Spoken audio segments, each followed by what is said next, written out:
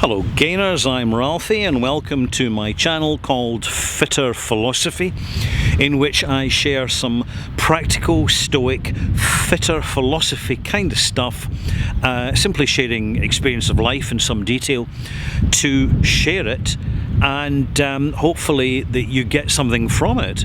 And my particular subject today is a phone call from an old friend of mine called Sandi, who I've mentioned in a previous video, and she's the lovely lady who gave up her government job, sold her flat, and bought a small cottage up in the remote, excuse me, a wee bit windy this morning, on the remote west coast of Scotland at the end of a long and windy single track road. And I've always been curious about whether she regrets making that decision, because it's been about 2 years now, but she sounds fantastic. And the concerns that I know her friends have had, and that the reservations she had about being lonely, about being a wee bit vulnerable because she would kind of really changed her life around, but that has not materialised. In fact, if anything, she is significantly empowered by having more time, more space, and more control of her life than she's ever had before. She has got to know the local community really well and fitted in very well, because she helps out and volunteers.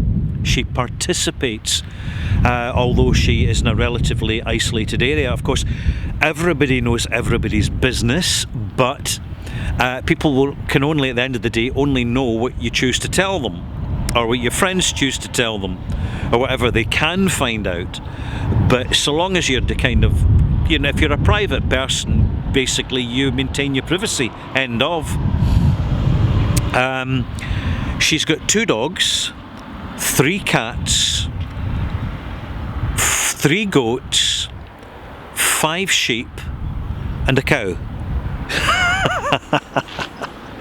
So the first question is, how about the vet's bills? And she says the vet's fine, because she is doing some work in exchange at the surgery, the vet's surgery, and delivering pet food. So it's a kind of half pay, half barter system, which really works on mutual trust. And of course, when you're in a small community, that can work very well, because there's no other layers of power there to disrupt it and dissolve it and distort it.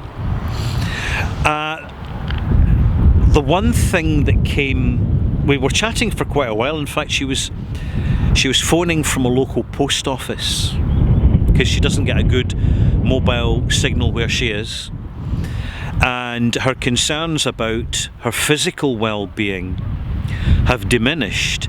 Because you imagine, well, you're on your own, your remote area, what if something happens? What if you fall and break your ankle?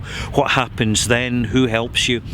None of that. In fact, if there's anything that's come out of it, it's the fact that her health is far better than it used to be, because she's eating sensibly. She doesn't have access to a supermarket. She'll make a trip once a week, and that's it. She's growing her own vegetables.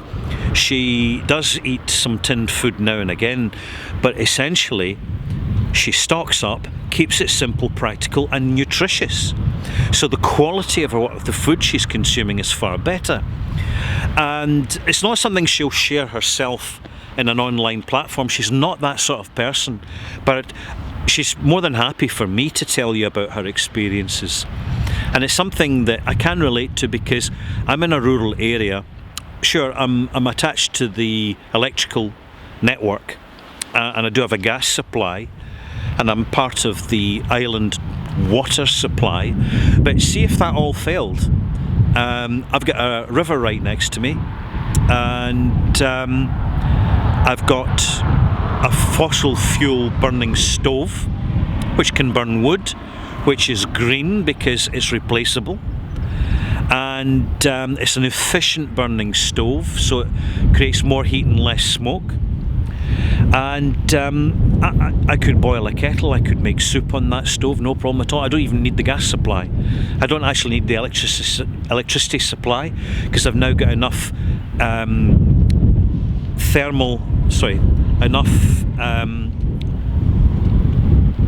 light charging units that I could, over the course of a day, recharge my computer and my phone. I think the word I'm looking for is, these things happen when you're live and you're not brutally editing your videos to make everything look perfect. Solar panels, thank you, I remembered. I do have some solar panels. They work an absolute treat.